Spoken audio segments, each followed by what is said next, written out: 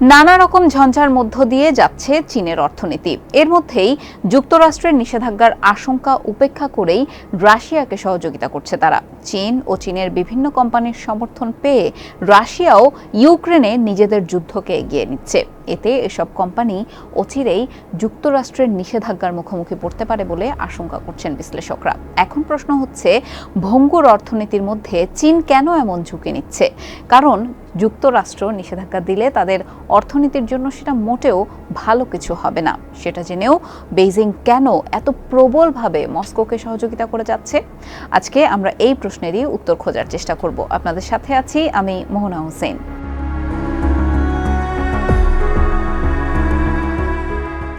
যুক্তরাষ্ট্রের পররাষ্ট্রমন্ত্রী Antony Blinken একগুচ্ছ সতর্কবার্তা ছুড়ে দিয়েছে চীনের দিকে। তার অভিযোগ, রাশিয়ায় অস্ত্রের সঙ্গে সম্পর্কিত যেসব প্রযুক্তি, সেসবের প্রধান যোগানদাতা হচ্ছে চীন।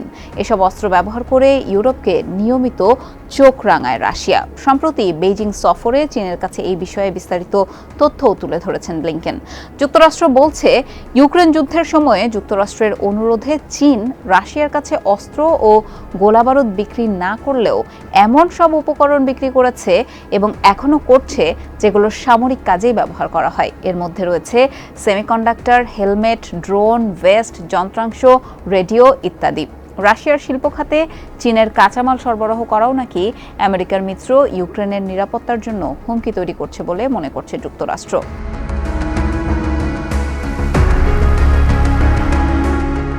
বৈশ্বিক ক্ষমতায় আধিপত্য যুক্তরাষ্ট্রের, আর এই আধিপত্যকে ভাঙতে হলে চীন একা পারবে না, প্রয়োজন হবে রাশিয়াকে। সেই কারণেই চীন চায় রাশিয়া যেন দীর্ঘস্থায়ীভাবে টিকে থাকতে পারে।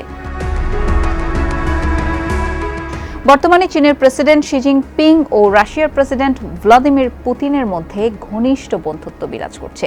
দুই সরকারের মধ্যে সম্পর্ক কতটা ঘনিষ্ঠ সেটা আঁচ করা যায় 2022 সালের 4 ফেব্রুয়ারি তাদের যৌথ বিবৃতি থেকে। সেই বিবৃতিতে বলা হয়, চীন রাশিয়ার মধ্যে সম্পর্কের কোনো সীমারেখা নেই, দুই দেশের সহযোগিতার ক্ষেত্রেও কোনো নিষিদ্ধ এলাকা নেই। কিন্তু একটা বাস্তবতা সরাসরি বলা প্রয়োজন, চীন রাশিয়ার সম্পর্কে সবসময় কিন্তু সুসময় ছিল না। সোভিয়েত ইউনিয়ন ও চীন, এই দুই দেশের মধ্যে কমিউনিস্ট মতাদর্শ নিয়ে প্রবল উত্তেজনা চলেছিল একসময়। সীমান্ত নিয়েও তাদের মধ্যে বড় ধরনের বিরোধ ছিল। এসব উত্তেজনা চরমে পৌঁছালে 1961 সালে দুই দেশের কমিউনিস্ট সরকার তাদের আনুষ্ঠানিক মৈত্রী ভেঙে দেয়। এরপর চীন ও রাশিয়ার সেনারা সংঘর্ষেও জড়িয়েছে। যেহেতু সমস্যা একেবারে শেকড়ে, দুই পক্ষই যে নিজেদের স্বার্থ দেখছে, এই নিয়ে অবিশ্বাস থাকা মোটেও আশ্চর্যজনক কোনো বিষয় নয়।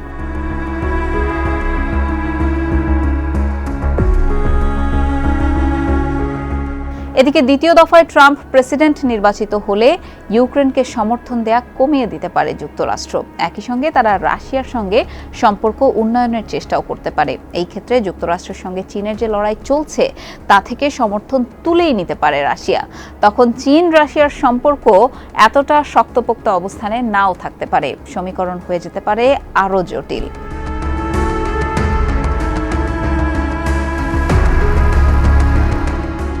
এদিকে খবর পাওয়া গেছে, উত্তর কোরিয়া থেকে রাশিয়া নাকি বিপুল পরিমাণ গোলাবারুদ কিনছে। এই ঘটনা মস্কো ও পিয়ংইয়ংকে কাছাকাছি নিয়ে এসেছে। কিন্তু বাস্তবতা হলো, রাশিয়া ও চীনের প্রতিদ্বন্দ্বিতাকে ব্যবহার করে ঐতিহাসিকভাবেই নিজেদের স্বার্থ উদ্ধার করে আসছে উত্তর কোরিয়া। রাশিয়া হোক আর আমেরিকা, উত্তর কোরিয়ার ওপর যারাই প্রভাব নিয়ন্ত্রণ করার চেষ্টা করুক না কেন, বেইজিং সেটা কখনোই চাইবে না, কারণ সেটা তাদের নিরাপত্তার সাথে জড়িত।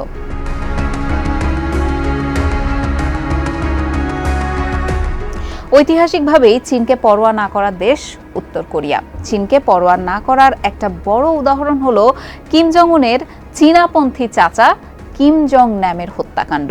মালয়েশিয়ায় গিয়ে উত্তর কোরিয়ার গুপ্ত ঘাতকেরা তাকে হত্যা করেছিল। উত্তর কোরিয়া যে একের পর এক উচ্চ ক্ষমতা সম্পন্ন অস্ত্রের পরীক্ষা চালিয়ে যাচ্ছে, সেটাও কিন্তু চীনের জন্য বড় হুমকি। আরও গুরুত্বপূর্ণ বিষয় হচ্ছে, উত্তর কোরিয়া যদি একেবারে পূর্ণ সক্ষম পারমাণবিক শক্তির অধিকারী হয়, তাহলে তারা চীনের মাটিতেও তার বিস্ফোরণ ঘটাতে পারে। 1961 সালে চীন উত্তর কোরিয়া যে প্রতিরক্ষা চুক্তি হয়েছিল, 2021 সালে তা নবায়নও করে তারা। এই পরিপ্রেক্ষিতে ওপরের যতগুলো আশঙ্কার কথা বললাম সেগুলো শুনতে বেশ অদ্ভুত মনে হতে পারে, কিন্তু দুই দেশের বন্ধুত্বপূর্ণ সম্পর্কের ওপরের যেই পাতলা আবরণের নিচে গভীর অসন্তোষ রয়েছে। শতাব্দীর পর শতাব্দী ধরে সেই অসন্তোষ চলেই আসছে।